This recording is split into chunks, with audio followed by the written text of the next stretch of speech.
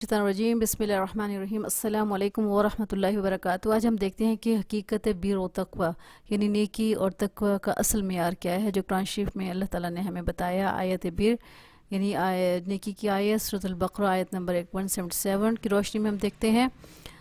बिस्मिल्लाहिर्रहमानिर्रहीम लैसल बिर्रा अन तवल्लू वजूहकुम क़िबलल मशरिक़ वल मग़रिबि वलकिन्नल बिर्रा, नेकी कुछ यही नहीं कि मुँह करो अपना मशरिक़ की तरफ या मग़रिब की तरफ, लेकिन बड़ी नेकी तो ये है मन आमना बिल्लाहि वल यौमिल आखिर वल मलाइकति वल किताबि वन नबिय्यीन, जो कोई ईमान लाए अल्लाह पर और क़यामत के दिन पर और फरिश्तों पर और सब किताबों पर और पैगम्बरों पर।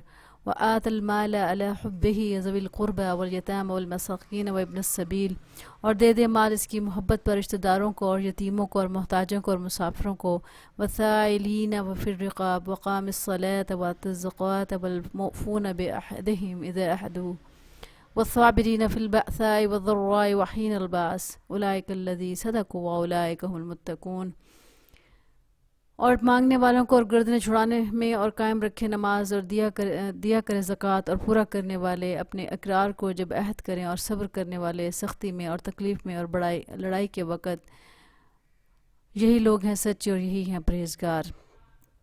यानी कुरान पाक में परहेज़गारों की क्या तारीफ़ बताई, कौन से लोग होते हैं कि यानी ये नहीं होता है नेकी, ये नहीं हम जो नेकी का मेयार हमने बनाया हुआ। दरअसल नेकी कुछ यूँ नहीं है कि मुँह करो अपना मशरिक़ की तरफ या मग़रिब की तरफ, लेकिन बड़ी नेकी तो ये है जो कोई ईमान लाए अल्लाह पर और क़यामत के दिन पर और फरिश्तों पर और सब किताबों पर और पैगम्बरों पर, और दे माल इसकी मोहब्बत पर रिश्तेदारों को, यतीमों को और मोहताजों को और मुसाफिरों को, और मांगने वालों को और गर्दनें छुड़ाने में, और कायम रखे नमाज और दिया करे ज़कात, और पूरा करने वाले अपने इकरार को जब अहद करें, और सब्र करने वाले सख्ती में और तकलीफ़ में और लड़ाई के वक़्त।